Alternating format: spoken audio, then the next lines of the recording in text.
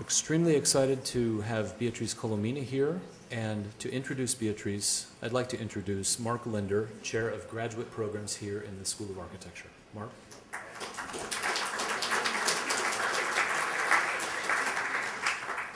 Well, thank you. It's wonderful to have Beatriz here today, and it's really a great privilege to welcome her and to have the opportunity to introduce her. As I think most of you know, Beatriz Colomina is a professor of architecture at Princeton University, where she's taught now for, I think, almost exactly 20 years, based on what I read. Her career began in Spain, where she earned her PhD at the Escola Técnica Superior de Arquitectura de Barcelona, and also where she was trained and practiced as an architect in Valencia and Barcelona, until 1982, when she came to the U.S. But even before then, Beatriz was a key member of a group of theorists and historians that eventually gathered in and around the journal assemblage. More recently, she's instituted and continues to direct the interdisciplinary program in media and modernity at Princeton, where she has also served as director of graduate studies and the PhD program. Quite simply, we can say that Beatriz has written some of the most influential texts on modern architecture and its status as media, always revising and diverting our understanding of projects and practices that are absolutely central to prior histories. A project that really was first announced boldly in her 1994 book, Privacy and Publicity, Modern Architecture as Mass Media. Back in those days at Princeton, her teaching and that book absolutely pervaded the atmosphere of the school, where masters and PhD students alike, and it's one of the distinct virtues of her work that both groups found it equally compelling and its theses virtually unavoidable. We were all submitting to or vigorously debating them, and percolating through the school was this mantra: architecture is a form of representation. But of course, through both writing and teaching, and the writing and teaching of her students, Beatriz's influence is global. I can't imagine that there's a single student here at Syracuse who's not familiar with her work, and it's central to at least 2 projects produced by students in the graduate program, and its course, Architectural Theory and Design Research. Today's Televisuality Symposium, and some 4 years ago, before almost every student who's here now was here, the intensive and extensive study of a house called the Legiorama in the 1960s. Following the proposition that modern architecture only becomes modern with its engagement with media, the media, her work has initiated approaches to the study and analysis of modern architecture that have brought architectural theory closer to cultural and visual studies. From her studies of the gendered spatial hierarchies of Adolf Loos's Domestic Interiors, to the impact of photography on Le Corbusier as revealed in his editorial method for the journal Esprit Nouveau, and the canny dissemination of his work in mass media, to her provocative attempts more recently to intricately interrelate the multimedia practices of Charles and Ray Eames, or the seemingly eclectic appearances of the early projects of Allison and Peter Smithson. Her essays on the Eameses and the Smithsons appear in her recent book, Domesticity at War. Other works, recent works, include Double Exposure, Architecture Through Art, and as we know, she's the editor of Sexuality in Space, which won an AIA International Book Award. Her essays appear in virtually every major anthology or edited volume of architectural theory over the past 2 decades. Just to mention a few: Architecture Reproduction, The Presence of Mies, The Sex of Architecture, Autonomy and Ideology.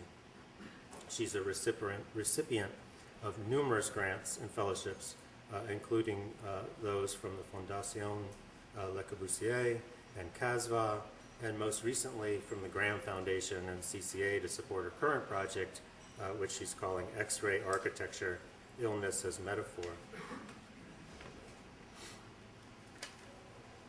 All of her writings combine what I would think of as an undeniable aspiration to innovate and subvert with close attention to the artifacts and images she studies in a way that's entirely consistent with her theses on modern architecture, not to mention the spirit of this symposium. She seems to craft and deploy and back up with scrupulous research an inexhaustible supply of unforgettable sound bites, incredible conflations, and indelible images. And just to offer you a few before she'll offer us some more, the words on the cover of her recent book, Domesticity at War, "Modern architecture is inseparable from war." Or these from Lawn at War, an essay in that book. During World War II, the lawn became a battlefield. The lawn is the surface for the display of victory. Or her conclusion to that essay, if World War II defended the national lawns after the war, each private lawn became the site of a war waged with weapons derived from military technology and paranoia, insecticides, lawnmowers, shelters, appliances, but this militarization remained more or less hidden from view. Such hiding was at the very heart of the Cold War. I won't elaborate on it. It says it all. I'm looking forward to tonight. Please join me in welcoming Beatriz Colomina.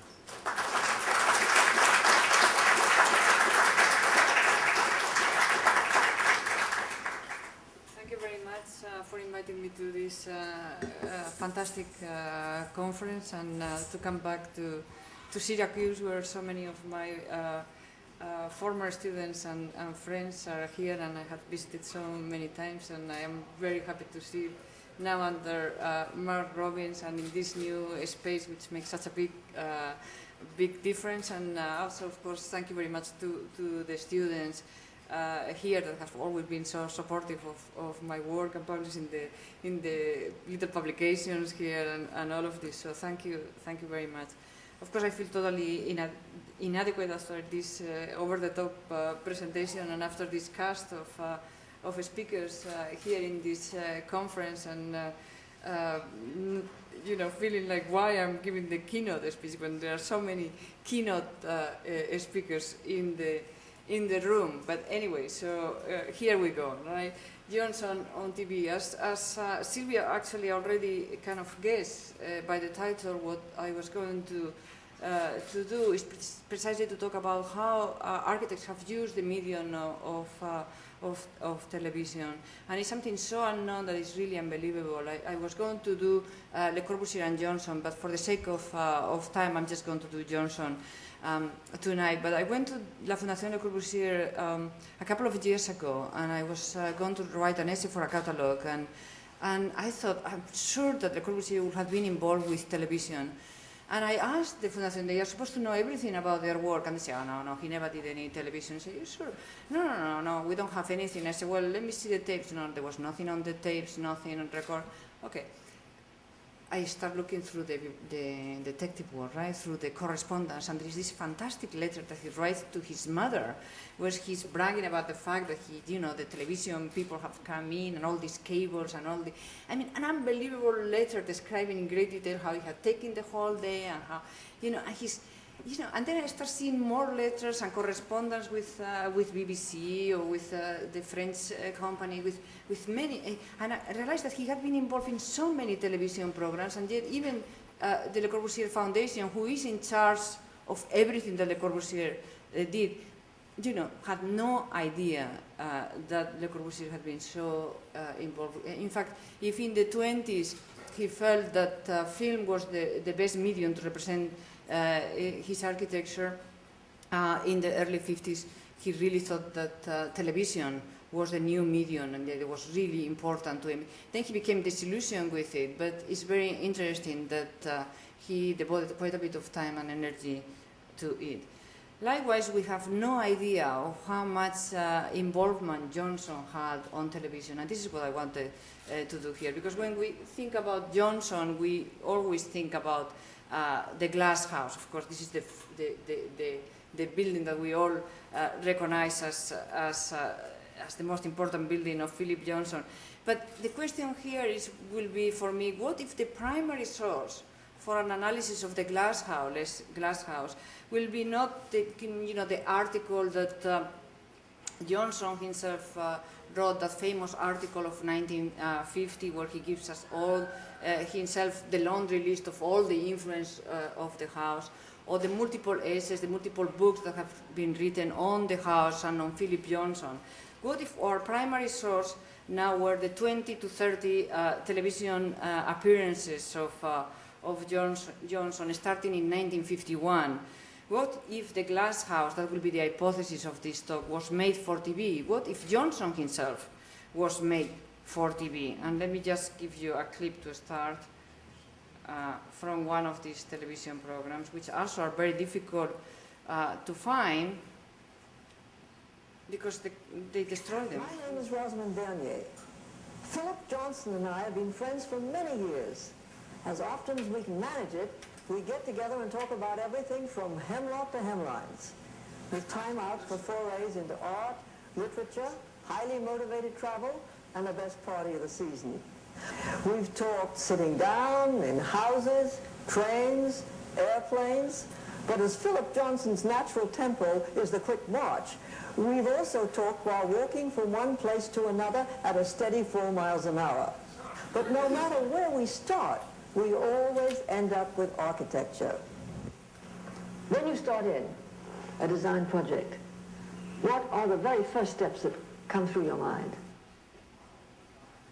Okay, so this is of course one of these clips, but you will see that all of them end up, until the end of his life, end up in the passing by the Glasshouse precisely. In fact, two persistent, I'm not sure because I don't see enough here, I need a little bit of light.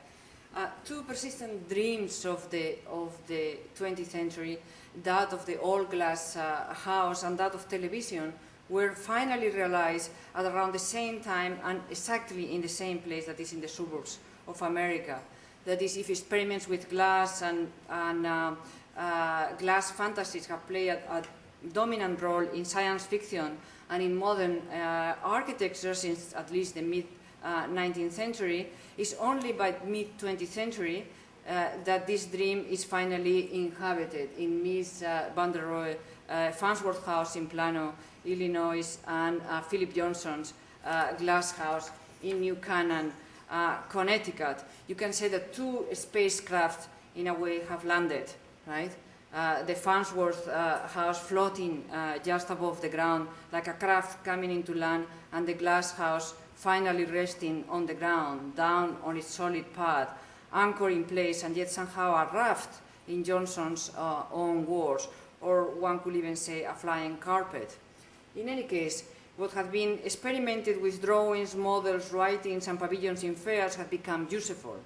As Lucan put it in another television program with precisely with Phillip Johnson, Lucan says, "The Glasshouse is a marvelous building because it stated very elegantly what was in the secret recesses of everybody's mind at the time of its conception.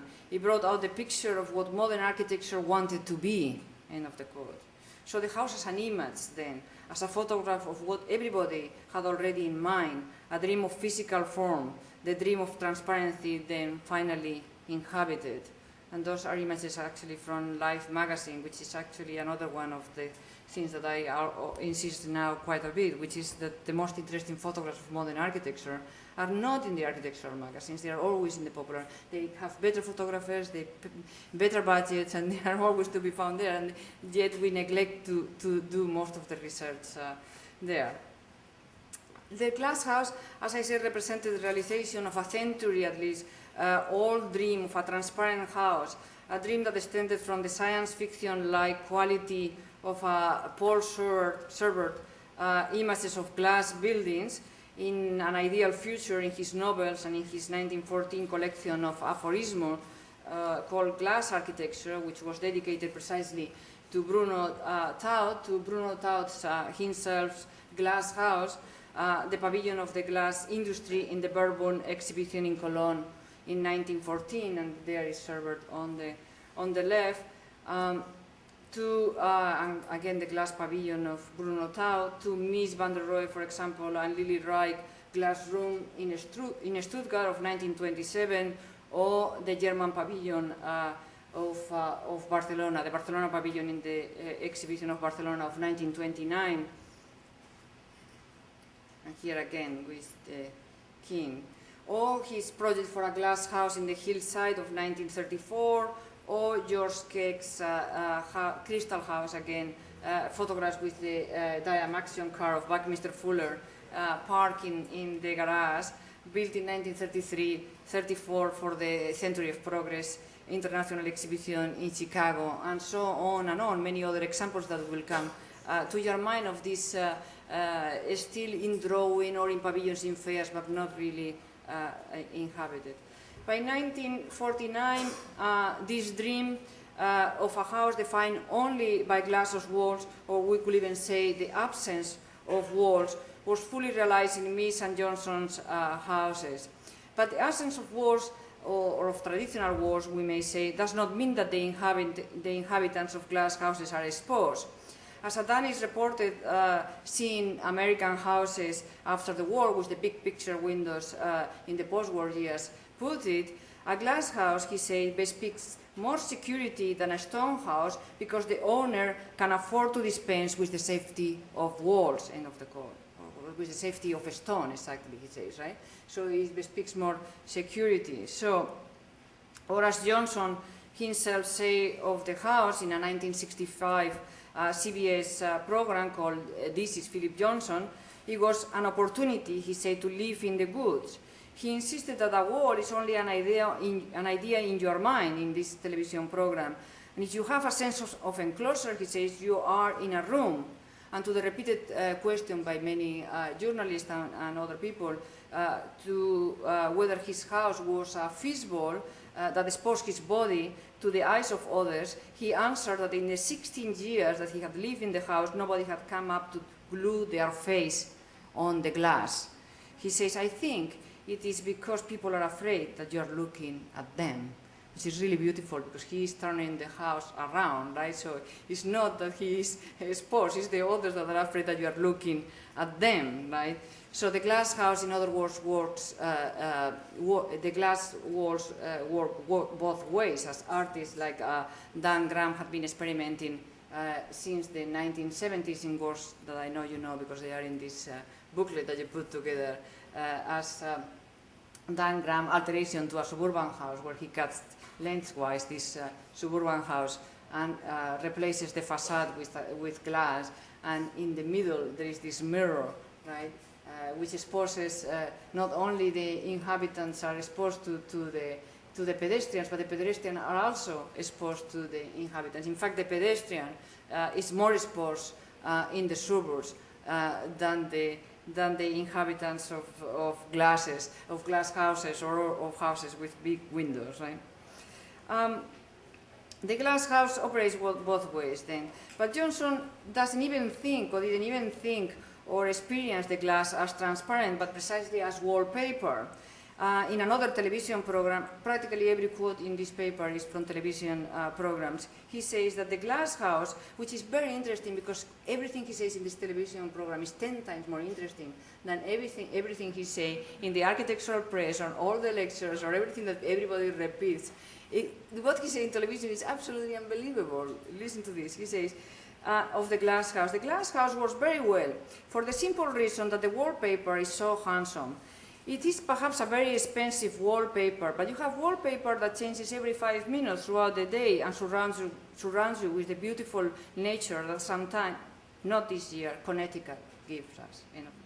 So the glass house provides enclosure, containment, rather than openness. That's the point of his theme. Bill, he says, let me show you, this is of course the canonic image of Johnson sitting at his desk with this effect also of the wall house. And this you probably think that is a Dan Graham pavilion, but it's not, it's the glass house again. Okay, and this is the model of the Farnsworth House. Because he also says in another television program, I built this glass house shortly after Mies gave us all the model with his famous glass house near Chicago, that as you can see around 1947, the model, which is not white, And it's just another interesting point, because he may have thought that, that's probably why his is black, right? It was already in circulation, right? So he says that I built this glass house shortly after Mies van der Rohe gave us all the model with his famous glass house near Chicago. This one, his one, came first, so people think that I'm original. I'm not. I knew the plans of the Farnsworth House very well. But of course there are differences. I wanted to live on the ground. I wanted to be contained. I don't believe in this indoors, outdoors architecture. What you want is a contained house to cuddle you, to hold you near the heart. You want to get your back up to the fireplace. Any Anglo-Saxon does. Maybe the Italians don't care so much about it, but we do, right? So this house, he says, is contained. And I can hear some tacky images that you never get to see of the Glasshouse, again from popular magazines. Right, and then he says, I must admit that the containment is rather a small feature, a black band that runs around the house, but it keeps the landscape away. It turns the landscape into a kind of wallpaper, expensive wallpaper to be sure, but wallpaper where the sun and the moon and the stars make different patterns. And here, of course, is the band that he's referring that goes around the house, and that's what, according to him, keeps the landscape out of the way and turns the landscape into wallpaper. And let me show you this clip where basically he says what I just read to you. This house I built shortly after Mies van der Rohe gave us all the model in his famous glass house near Chicago. I built this one first so people think I'm original. I'm not. Mies van der Rohe built the first great glass house, and this is sort of a minor copy of it. But of course, there are differences, because Mies and I didn't see the same way about living. I wanted to live on the ground. I wanted to be contained. I don't believe in indoor-outdoor architecture, in spite of the looks of this house, that it just as if it was supposed to be connected with the landscape. About it and downward landscaping. What you want is a contained house to cuddle you, to hold you near the heart. You want to get you back up to a fireplace. Any Anglo-Saxon does. Maybe the Italians don't care so much about it, but we do. And our original thought is to get up to a hearth and be contained. So this house is contained. I must admit the containment's a rather small little feature of a black band that runs around the house, but it keeps the landscape away. It turns the landscape into a kind of wallpaper. Expensive wallpaper, to be sure, but wallpaper, where the sun and the moon and the stars make different patterns. How does this house held together? That was Mies's great passion. What does that column do and what happens between those two columns? He once asked me, how was the roof built, Philip? And I said, it's a wooden roof, just the way we always build in America. He says, aren't you ashamed? I hadn't thought it was moral or immoral to build a wooden roof. But you see, to him, that was a treason, that if you build a building like this, of course it has a concrete roof. I don't care what's behind what I can see. That's for the technicians to do. Let them jam straw in there if they want to. It's how this piece of structure gets around you, how you walk into it and how you get out of it and how it influences you around behind. It's why I hate photography.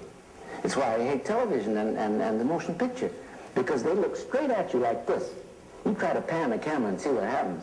The space goes around your head until you're dizzy. You can't appreciate space in a movie. It doesn't, it's a frontal. Yeah, the irony of this is that he's saying that he hates photography, he hates the motion pictures, he hates television, and he's saying that in a television program, of course, right? So rather than the materialized architecture, then what he's saying is the glass reinforces the traditional role of architecture. You can argue that it's this sense of complete envelopment that the house produces that makes this minimalist statement into architecture. He says, if you are in a good piece of architecture, you have the feelings that you are surrounded, that you are, he says, the space that envelops you. Architecture, he says, is how you enclose a space. Thus, he says, that's why I hate photography, television, and motion pictures. Precisely, he says that in the middle of a television program. Of course, television also arrived in the United States at mid-century. Long part of science fiction fantasies of the future, television was featured in its first public demonstration in 1927, prompting Buckminster Fuller immediately. The moment there is a new technology, there is an architect saying that they have done something, an architecture, a house, whatever, that it has already incorporated. So immediately afterwards, Buckminster Fuller declared that the Dymaxion house precisely the same year, was organized around a television communication center.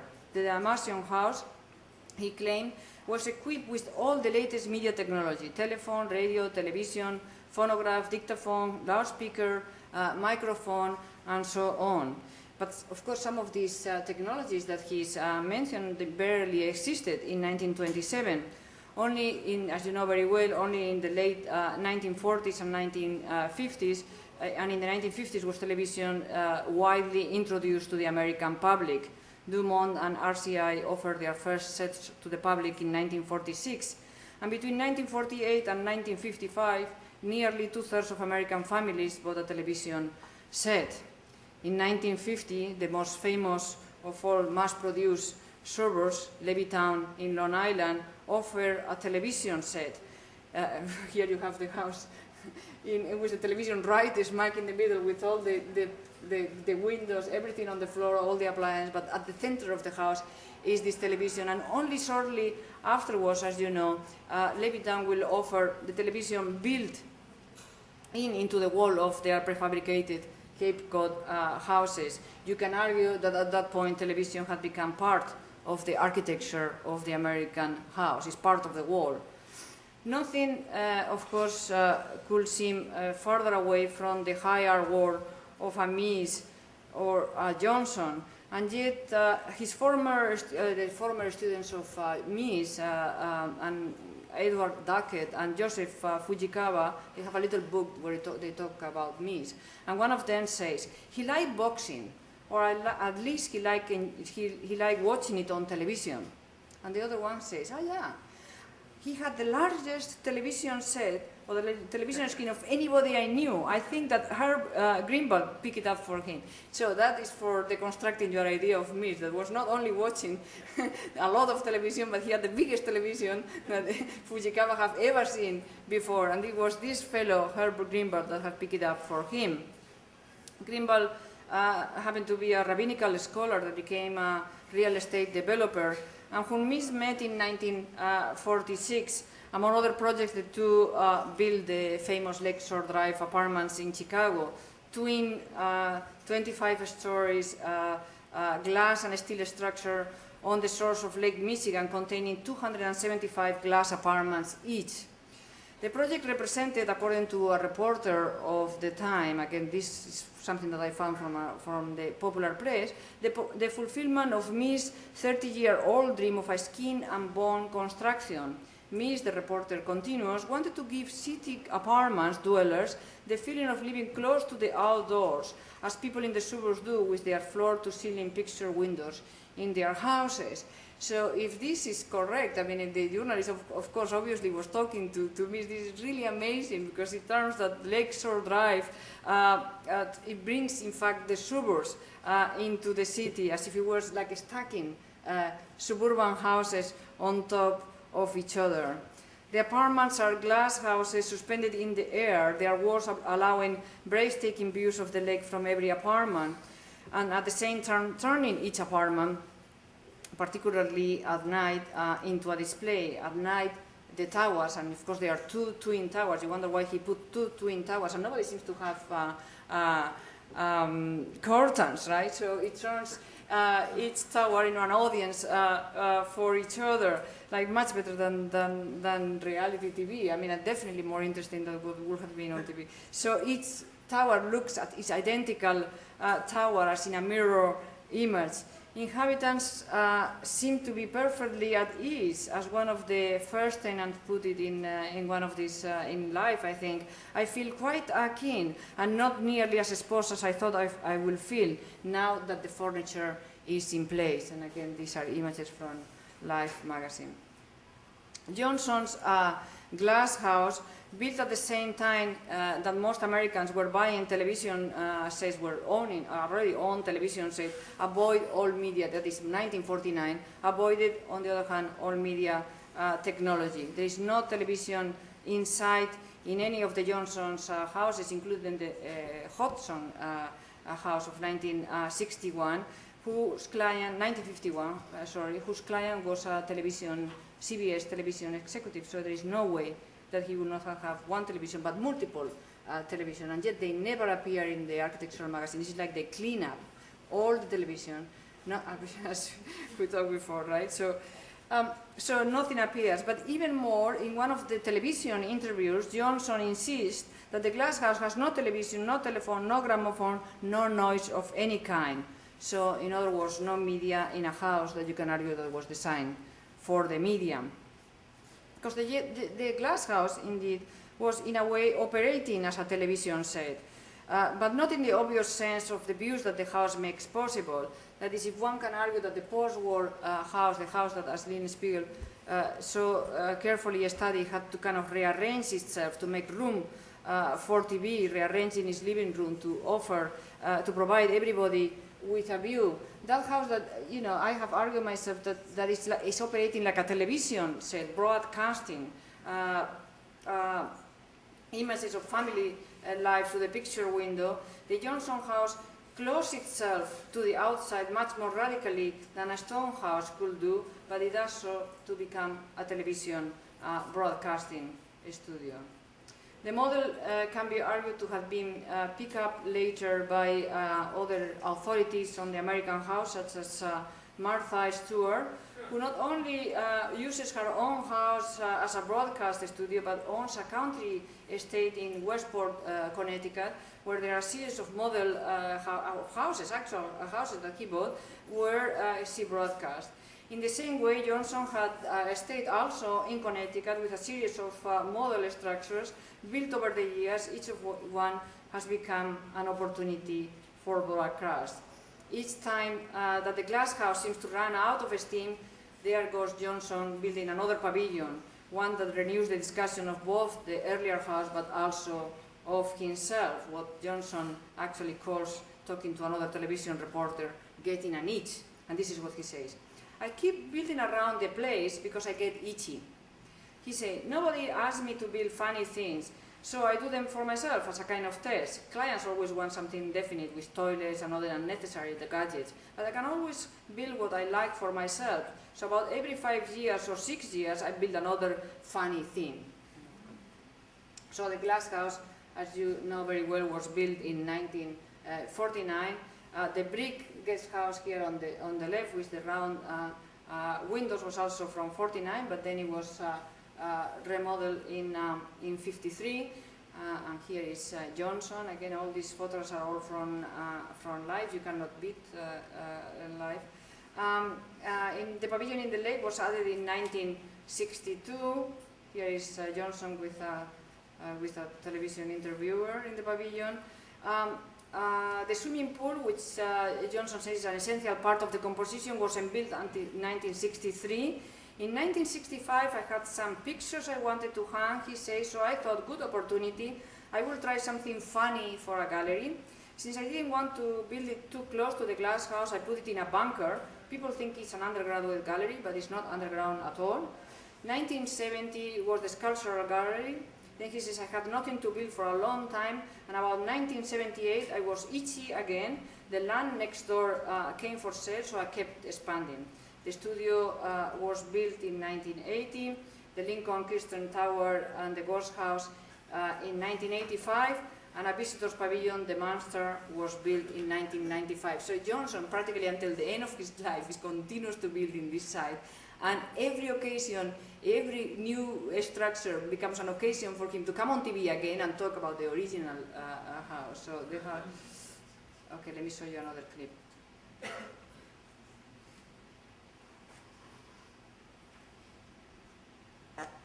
He began to think small and build small and have a very good time. Sometimes the constructions that resulted are very small indeed, and sometimes they have a secret purpose, like the tiny pavilion by the pond that was built purely as an architectural exercise to find out how to turn a corner with a column. The latest exercise of that kind is what he calls his Lincoln Kirstein Tower. Lincoln Kirstein, co-founder and present director of the New York City Ballet, is one of his closest friends, by the way. But when Philip dared me to try it, I wasn't going to say no. But the steps are all on the outside, and it calls for a certain agility. Getting down is even more tricky. But guess who went up and down like a mountain goat with his 80th birthday just round the corner?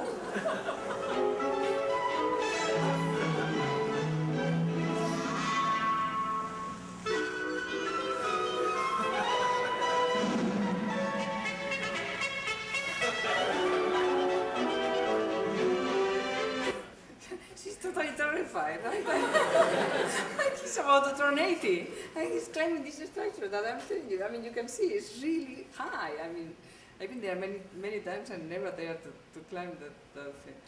Anyway, the official story, of course, passed on all architectural scholarships, is that the Glasshouse is kind of a Johnson laboratory. As Johnson himself put it, I consider my own house not so much as a house, though it is that for me, as a clearing house for ideas, which can filter down later through my own work or that of others. What he doesn't tell us is that the house itself is a platform for him on the media, and not only the professional media, the architectural journals. Of course, the house was in every architectural journal, American or international, right? But also, and very importantly, and very overlooked in architectural scholarship, in all the popular media, in Vogue, in Look, in House Beautiful, in the latest Home Journal, in the New York Times, in Newsweek, Business Week, House and Garden, Show Magazine, I mean, you name it, and there is Phillip Johnson and his Glasshouse. Johnson also appeared with astonishing regularity on television programs, from the 1951 car style show for CBS to his last interview with Charlie Ross for PBS, but many other ones. He appears with Susan Sontag in BBC. There has this interview with Luca. I mean, there are tons, and the sad thing about this, they are gone. I mean, I found that doing the research about this, and the Museum of Modern Art has this one. This is Phillip Johnson, and the clips that I'm showing. You know what I did? I found that one of them was done with this woman, Rosamond Bernier, who turned to be an incredible character that apparently, who knows what she was thinking, but she fell in love with Phillip Johnson, obviously. That is an incredible story. And ended up getting married in the house itself with Phillip Johnson giving her. Well, anyway, it's a very incredible story and she's still alive. So I went to see her, and she lives, of course, in Madison Avenue. There, you know, I went to see this woman that was until recently giving lectures in the Metropolitan Museum and all dressed to the nines. I mean, this, you know, she used to be in fashion, and she would wear these incredible gowns and go to the Metropolitan Museum and give lectures. She had the tapes of these television programs, and that's why I have them, because you try to get them through the television, they destroy everything. There's absolutely no, you know that, right? I didn't know that. That's shocking, because all of this, unless the architect kept a copy or the interviewer kept a copy, there's nothing gone. The same thing with recordings, it's very, very hard to recover. So in any case, so there are all these television programs, many of them gone, and what is also very interesting is that from the very first one to the last one, the house is almost always at the center of these programs. Every new construction, as I say, an opportunity to kind of reviving the fire. And again, these are images from Vogue magazine and from the New York Times. Okay, here is one, I think it's the last interview. This is with Charlie Ross. Where are you? Here. Then the house that some people still believe is the best thing you have ever done. Oh yeah, a lot of people think the only good thing. Well, that's true, they do. That's not mince words around No, here. of course not. Let's get right. How do you characterize this building that we're about to see? Roll tape. Let's look at this, or show tape. This is the house that you built for yourself, New Canaan, Connecticut. Yeah, okay, I don't know whether you hear the beginning, but this is, well, the house that most people say that is the most beautiful thing or the most important thing that you did exist. Well, many people think that it's the only thing, you know. So he himself fits into this myth of the glass house. The best descriptions of the house, I think, are still in great measure those of Phillip Johnson. I mean, despite all the scholarship, I mean, I think Johnson is really unbelievable on his own work. He likens the house to a celestial elevator in which, when it snows, he says, you seem to be going up because everything is coming down. I love that idea. And when I read it, I was living in a loft in 17th Street that had floor-to-ceiling windows, and it was the major blizzard of 1996, and it was really right. It seemed like levitating, you know, like when everything is coming down. So it's a little bit similar to, I mean, it reminded me of the experience of sitting in a train, you know, when you're sitting in a train, you think that suddenly your train is finally moving, and you realize all of a sudden, it's the other train that is moving, right? It's the train across the platform that is now moving. The same kind of disorientation, the same kind of feeling in the stomach, except the movement now is not horizontal as in a train or in a house of Le Corbusier or Mies, which is but here the movement is vertical, right? The elevator. And it's at this point, I think, where the Glasshouse, described by Michael Graves as more Miesian than Mies, I think departs from this lineage. What is curious about the idea of an elevator is that Johnson also repeatedly says that he dislikes elevators, that elevators represents the end of architecture, the end of the experience of space in movement. Of the Seagram building, for example, he wrote, "Unfortunately, the entire experience of Seagrams leads but to the elevator. That claustrophobic box brings visual processional beauty to a complete dead end. The visitor can only be restored, if at all, by looking out of a high window. Elevators are here to stay, but one is not forced to love them." But then in another television program, This is Phillip Johnson, he theatrically crosses the plaza of the Seagram building, passes through the lobby and goes back to the elevator, and then frantically, with the camera behind him, and he frantically pushing all the buttons until he goes up to his office. So it seems, in other words, that the claustrophobia of the elevator goes away when there is only one elevator in the landscape. The Glasshouse, a free box then, a glass elevator with 4 doors. As you know, there are 4 doors, each one in each side. In a way, stay clear. The containing gesture is now exactly what allows the box to move. Even the black band going around the glass makes sense now, as if something to hold on when the box moves up.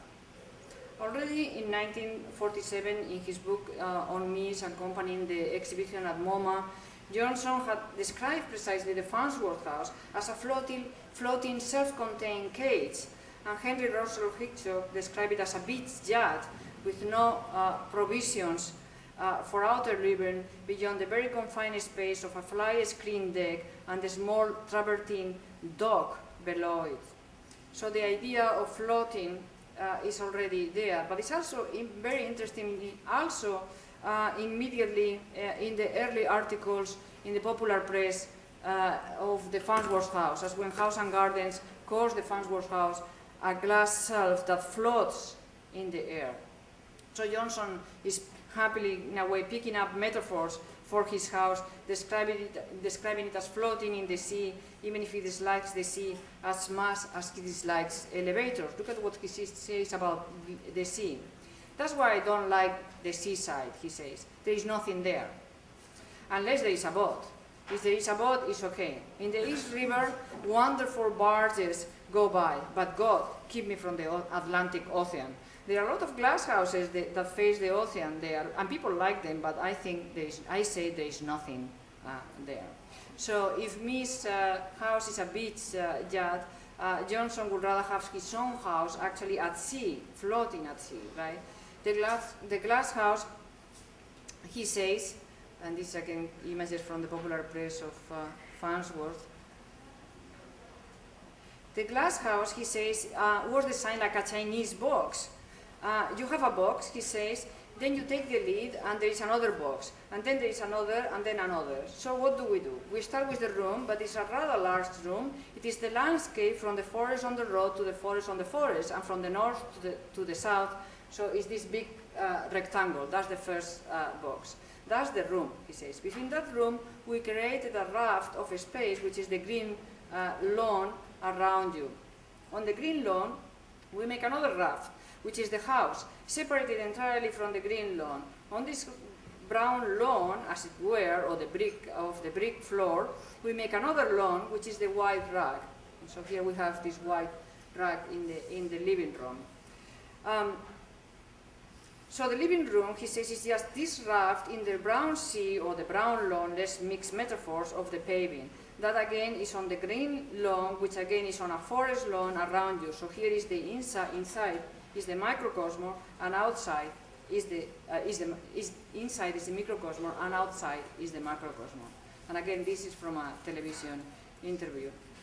So for Johnson then to experience the house is to move from floating raft to floating raft, each one providing a sense of containment. Space then is defined precisely by the outer lines of those rafts, the lawn, the pavement, the rug.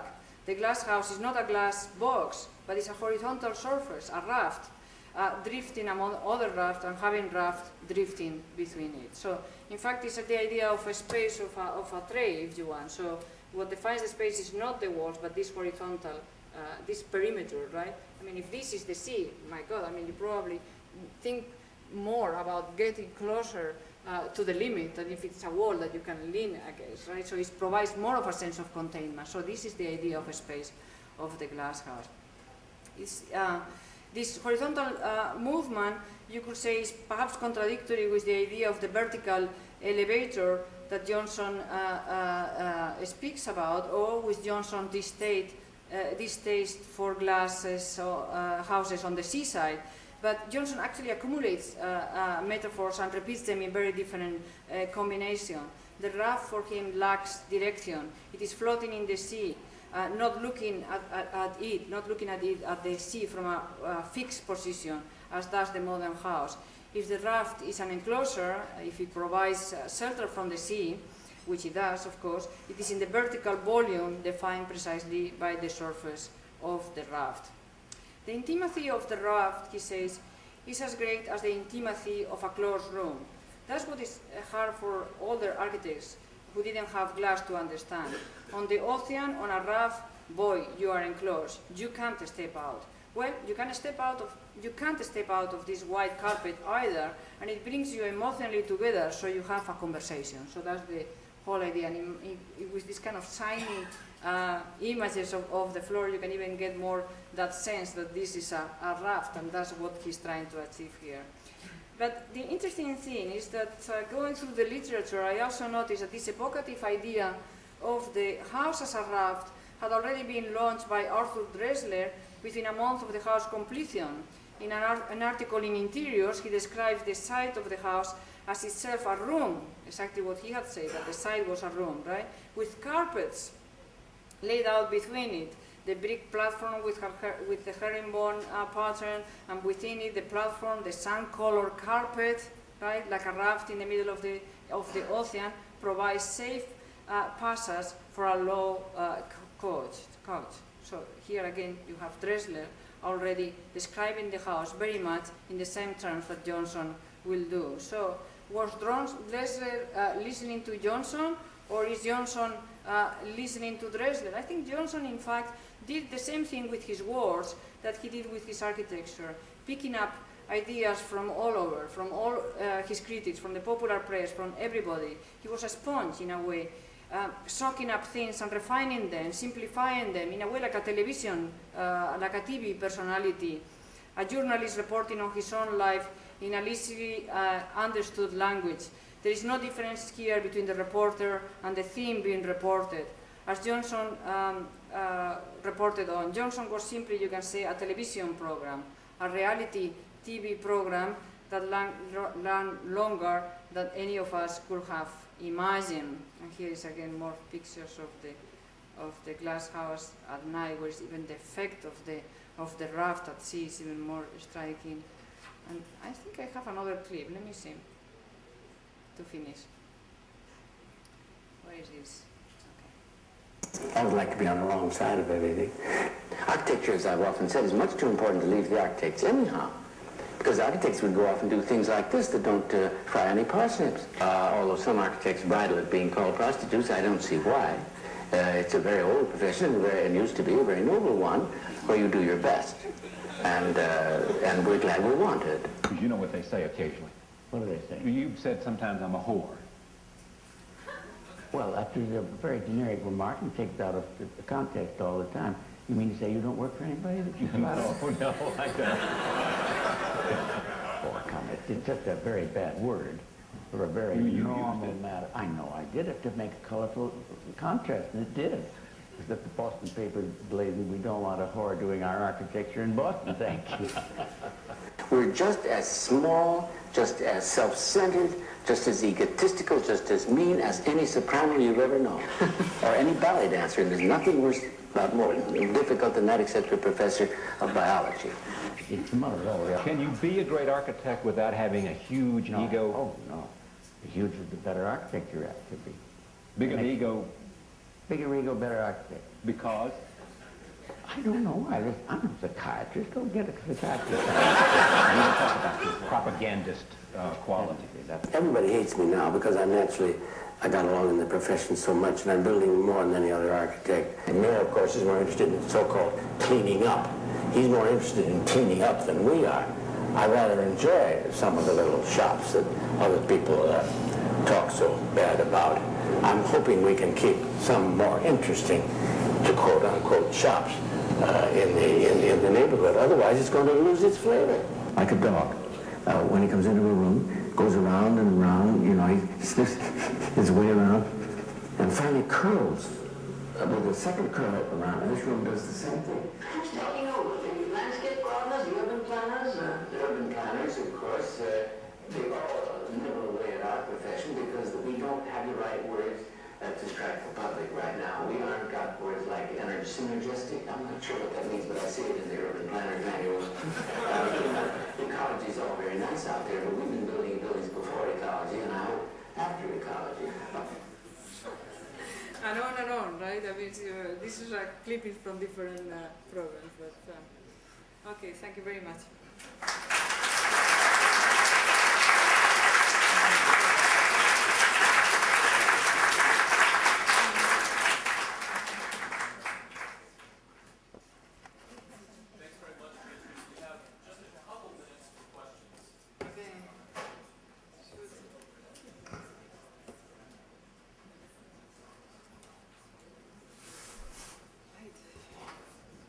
Thanks, John. Thank you very much for a wonderful talk. Thank you. I'm curious, much later in his career, Johnson did a building that I think was very much predicated on spatial relationships determined by television, the Crystal Cathedral in Garden Grove. And I wonder if you have any thoughts on comparing that building to the Glasshouse. Right. No. I really haven't looked into this building very closely. Why do you say that that is related to television? Well, it was designed for the TV preacher Robert Schuller. Right. The first building, and from what I understand, a lot of the proportions of the interior were designed around the fact that Schuller broadcast his services in the building. Right. No, I haven't studied this building. I mean, I know the people, but I never really studied it, so I have no idea. This is actually the first time that I have done anything on Phillip Johnson at all, and only from this point of view of the Glasshouse. So no, I don't have any idea. But it's an interesting question. I'm sure. Have you studied? Not in an intensive way, not for a long time. Right, but I'm somewhat familiar with it. Right. So no. This is this. You know, it was not supposed to be comprehensive about Johnson, not even about architecture on television, simply to look at the role that the Glasshouse itself had on television, and this unbelievable coincidence that has happened to be discussed here several times during this morning of the glass and architecture.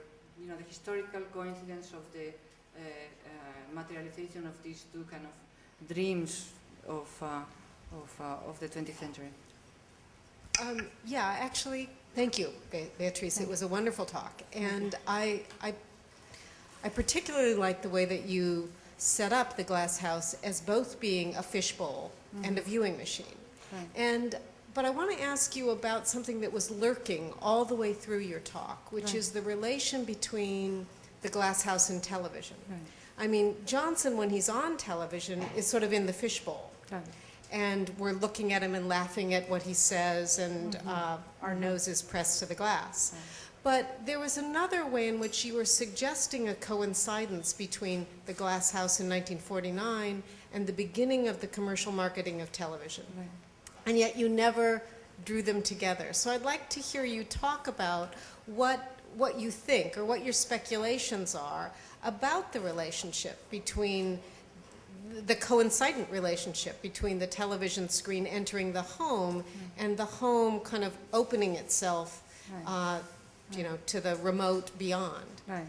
Now, well, I'm always interested in this relationship between architecture and other means of communication. For me, the history of the modern window, for example, is the history of communication. That is, you cannot think about, let's say, the horizontal window of Le Corbusier without thinking about cinema. You cannot think about the Eames house without thinking about the slide, the color slide. I mean, radical transformation from the first project of the Eames house, which was very much like a Miesian project, very much like the sketch of the house on the glass side, on the hillside that you saw here, a kind of a structure, a bridge house, facing the ocean, a horizontal frame for a view, unmediated view of the ocean. When they moved to the second house, or the second version of the house, which is a very interesting story in itself, because it comes after Eames goes to precisely to photograph the exhibition of Mies at MoMA, and discovers that that sketch that was not published yet, that was not known of Mies, but he probably knew, the whole architectural community somehow knew about this project, was on display. So he panicked. He thought that he was going to be accused of plagiarism. They still for his house already on the ground, right? So can you imagine the kind of the pressure of the situation, the price of the steel after the war? But it was really very productive for Eames, because he designed the house using that part of the brain that he has used constantly, which is kind of the kit of parts idea, right? The house of cars, all the Eames have done was to rearrange a limited set of elements ever since he was working for Billy Wilder. So he put together the elements in a completely different way, and I think that's why that house is so interesting. But from the point of vision, represents a radical transformation from the vision of the modern movement. Now, first of all, you have color. Now the view of the ocean is kind of, you're now not facing the ocean, but facing like in the hill, and the view of the ocean is much more oblique, right? And somehow filtered through these eucalyptus trees and all these things that are in the, and also because of the panels, you only see fragments here and there, so it becomes a much more kaleidoscopic. You also think about the fact that they always represented the house in color slides, right? And that there is an incredible relationship between the color slide and the architecture of the house. So that house can be explained from the point of view of it. Here, well, I will say, for example, in the house at mid-century, picture window, let's say, to put it in the popular terms, cannot be separated from television.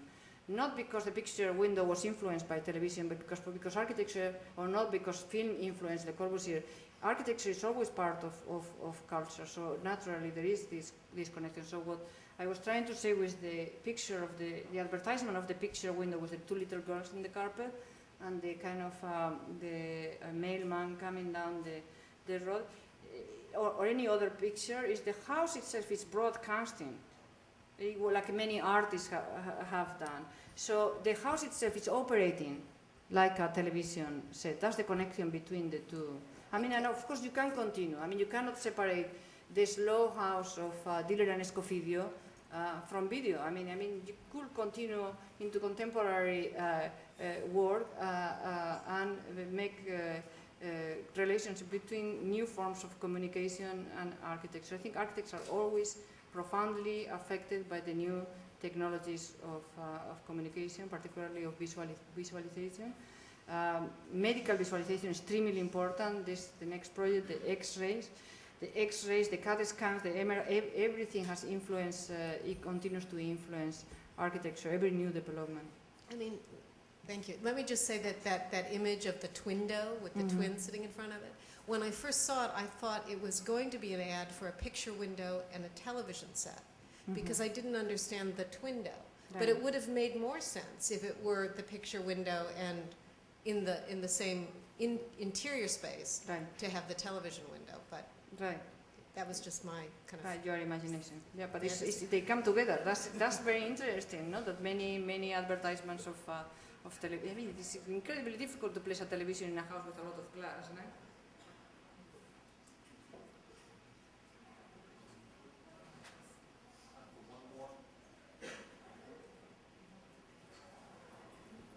Okay, we should wrap up. Beatriz, thank you so much. Thank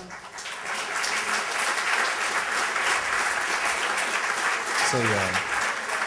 It's a wonderful final flourish to a great day of incredible presentations and debate, and I appreciate the participation of all of our panelists, Beatriz Colomina, Stefan Boblil, Anne Friedberg, Sylvia Levin, Frank Lentz, Charles Renfro, Mitchell Schwartzer, and Lynn Spiegel. Thank you so much.